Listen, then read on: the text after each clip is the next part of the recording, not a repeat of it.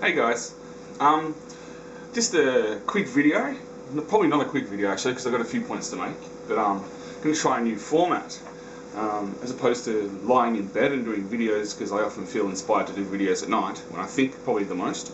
I thought, well, I had an idea this morning, and of course I was going to be lazy and lie in bed and do that, but no, this is actually quite relevant to today's topic. And today's topic is ways to brighten your day. It's tailored more towards people with like anxiety and like bipolar disorders and those sort of things. And it's just a rough guideline. This is things that I do to try and fight off the symptoms, I suppose. And what's especially exciting is I've actually done a bit of planning today. So we'll see how this goes. Now, number one, and it's quite important for me because I'm a university student, and so I actually have to leave the house. So step one for me would be to dress up. Now, while I don't, I don't think I look fantastic or anything, but I like to wear collared shirts and try and make a bit of an effort with my appearance, because it's not about all it is to an extent. It's not about impressing other people, but it's about because for me, and what made it hard when I'm feeling very down, depressed and anxious, and is feeling that everybody's watching me, that people are looking at me and thinking I'm a freak or whatever it is. And by making a bit more of an effort before I leave the house, it makes actually being out amongst people a lot easier to swallow. So yeah, it can be something as simple as just going out and buying a couple of new shirts or a new set of jeans or some shoes or something small. Like, it doesn't have to be this grand spectacle. It doesn't have to be a massive effort, because when things are too hard, it's very easy to talk yourself out of doing things. So don't shoot yourself in the foot before you even stepped out of the door. Now, number two would be do something nice for somebody else. Now, for me, that's my way of showing appreciation for people who matter to me, people who I care about. Well, and it can be a little bit of a double-edged sword, because some people can kind of question your motives, I suppose, or whatever else it is. But personally, I do things for people because it makes me feel good. It makes me feel that I'm, a good person, and that I care, and that I'm a good friend, and that I'm good enough to have friends, and that I'm worthy to have friends, and that people deserve to love me and I deserve to be loved, and all that sort of thing. And it's also a great way to stop thinking about myself, to get away from what's in my head, and to just break the cycle just a little bit, just to but I will add a little disclaimer to this. It's a little bit of a warning, I suppose. Don't invest yourself too much into things with other people, because it's very easy for other people to let you down, in terms of, well, they won't react in the way you'd like, or they might not like what you've done. Like, for me, I like to give presents, and whereas I'm unemployed, but I'm a full-time. I wouldn't say unemployed, I'm a full-time student. That's probably more of a socially acceptable term. But don't be too heartbroken if people don't appreciate it as much as you'd like them to, because people can be put on the spot. It can make people feel uncomfortable. It can, especially if these people never do anything for you. And see, I do things for people who matter to me because it's my little way of showing that I care and that I love them, and that I might not always say it, but I appreciate what they do for me. Even though what they do for me might not even involve a lot of effort. It might just be people who make me smile. And for someone like me, that's fantastic. That's magic. And so just it's hard, and I know it's hard to detach yourself, because like I had something similar happen yesterday actually, but don't do what I did and go on Facebook and bitch about it, because they see it and then it turns into something more than what it really is. When the reality is that I needed to let off some steam, and I did it in a very bad way. Not in a terrible way. All I said was, no matter how hard you try, some people can only think about themselves, which is true. But you know, don't we all think about ourselves like that? Don't we all like get caught up in our own shit? Whereas I approached it wrong and should have just kept it to myself, because we had to talk about it like half an hour later and everything was sorted. I said I was a little annoyed, but I got over it, which I did. And yeah, so just the act of doing something nice for another person is, well, it helps me feel like I'm still connected to people, like I'm a human being, not this sick golem-like pain creature who has to live in his cave, which is the Casa del Cornish studio, which is my bedroom. I'm a dog, don't mind me. Alright, I gotta stop rambling on. Okay, step 3, distract yourself. That can also be tied into step 2, but step 3. Say there's a particular issue that's affecting you right now, whether it be financial situation or loneliness or whatever it is.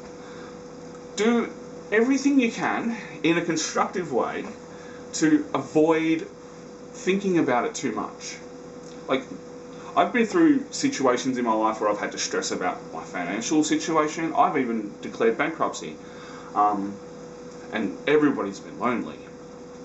So what I do is, some would call it denial. I don't call it denial at all. I call it selective thinking, which is, say you've got a billion bills coming in and you owe rent money and you owe bills to the bank and credit cards and whatever else it is. Sitting at home and stressing about it isn't going to fix the problem, is it? Especially if you're in a situation like I was, where I had basically no income coming in, so there was no way I was going to pay it, no matter how much I panicked and shit myself and all that stuff. And so I thought, you know what? Why bother? Why think about it? All it does is turn my stomach in knots and make me want to start drinking and doing drugs and being stupid. So I just decided, well, sure, I know it's a problem, and look, it's there. It's not like, I'm not saying like, because you can't stop thinking about things sometimes, but pick your battles. Like, choose something something to distract you. Like, I like to watch movies and read and play video games and other things. Something to just break the cycle of thinking and destructive thoughts that people tend to have. Like, I know I certainly do. Because it can make such a difference. Just to not sweat the little things. You can't sweat. There's no point panicking about something that you can't change. Like, say you're a week behind in your rent and the real estate agent's hassling you about it, and you haven't got any money coming in for another 2 weeks anyway. So there's no point worrying about it. You just explain to them. I go, look, I've got money coming in 2 weeks. I'll give you as much as I can. And I know it's easy for me to say. And look, I've been homeless before and I've been evicted and all these things, and so I can sympathise and understand. So what I'm trying to say, I suppose, is that all the stressing in the world doesn't solve the problem. If anything, it makes your situation worse. And who wants that? So yeah, okay. Number 4, I'm impressed with this planning thing. Learn to identify your triggers and avoid them. So the thing is, everybody's triggers are often very different. For some people, they can be something as simple as a song or a memory or something like that, and those things are quite difficult to avoid, of course. But I suppose I could have incorporated into the point that to learn to identify when you're going to have an episode. So what I do is, if I feel a particular, because I can have a number of mood swings in a single day, and sometimes I can be manic for days and then depressed for a month. Those sort of things. So I choose things. I find I've got some things in my life which I try and incorporate to break the cycle. Maybe I'll name this episode that actually. Okay. So for me, music is very important. I've got sometimes what I do. I used to always listen to when I'm feeling depressed. It's always listen to chirpy songs that make me happy. But what I've learned lately is to have a playlist on your iPod or whatever you listen to that fluctuates. Because for me, if I'm listening to overly happy music all the time, I start getting bored as shit. And I'm like, you know what? So I made my playlist a lot like life, ups and downs. So I have some songs that really are like just normal songs I listen to and I enjoy, and then there's some songs that make me happy. So you'll go from being like, you know, la la la, then oh, this affects me emotionally a little bit. Do not pick something that makes you so sad that you could, like, you know, or whatever. Do not avoid them at all costs when you're feeling like that. So I choose something that'll bring you down a little bit, and then peppy song, boom, because it makes the rise so much better. And here I am talking like I'm a druggie or whatever, but mind you, that's going to be a subject of another video later. So there's music, there's like getting out of the house, like enjoying some sunshine. Like, look, I've had some agoraphobic tendencies before, where I haven't wanted to leave the house and be around people. Look, I still hate crowds now. So what I do is I call it my war paint, which is if I have to leave the house and I don't really want to, I make myself go. So I'll put a beanie on and some sunglasses and a scarf, whatever else it is. It's like my battle armor. Because the thing is, the eyes really are the windows to the soul, and so if people can't see my eyes, I feel a little safer. Because if people can't see my eyes, then they don't know how I'm feeling and what I'm thinking, and so I can feel safer around people that I don't know and that don't know me. Another way to break your cycle is to reach out to people.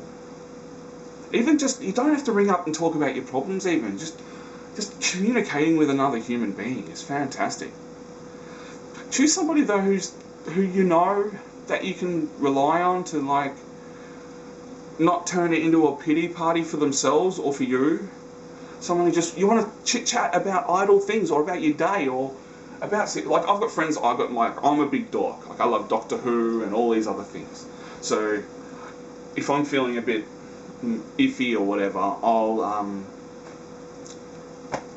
bring up a friend and we'll dork out for 20 minutes, and that brightens my day so much. Yeah, like little things, because at the end of the day, mind you, I'm also on some anti-anxiety medication, which I'll probably make a video about another time. But we can all take the steps we can you can do as much as you possibly can to try and not beat it, but fight it. Because at the end of the day, when you have an anxiety disorder, mental illness, whatever else it is, we're kind of prisoners in our own head, and no other person can help break us out of our little ruts that we're in. So no relationship, no matter booze or drugs or fucking or whatever else it is. I said I wasn't going to use language, but there we go. Can break that. Only you can. And so don't rely on other people to make you feel better. Don't rely on other people to take away the pain. They can help alleviate the pain, but only you and your own attitude to things can really make a difference.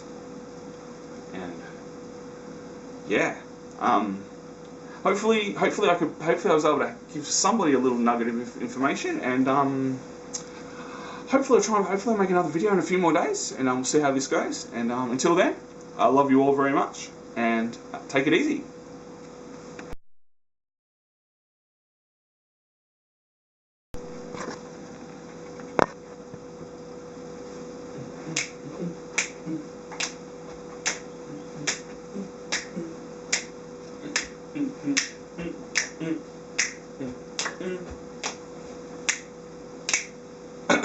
Alright. Game face.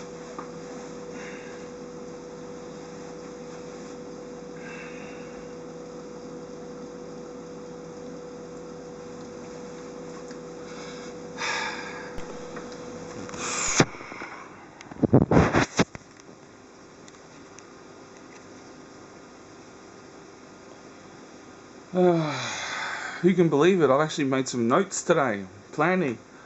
Right.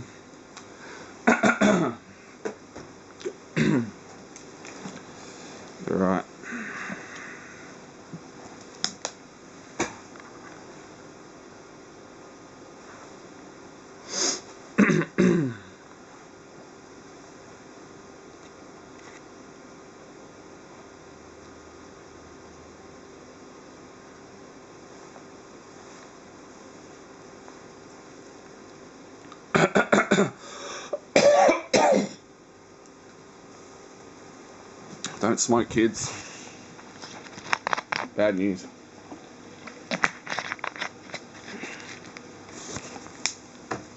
I've got to work out a way to fucking set the camera up. So I don't have to sit on the fucking couch either.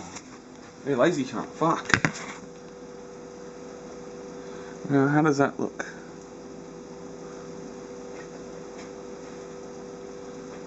Can you see me right here? Is that okay? Let's see.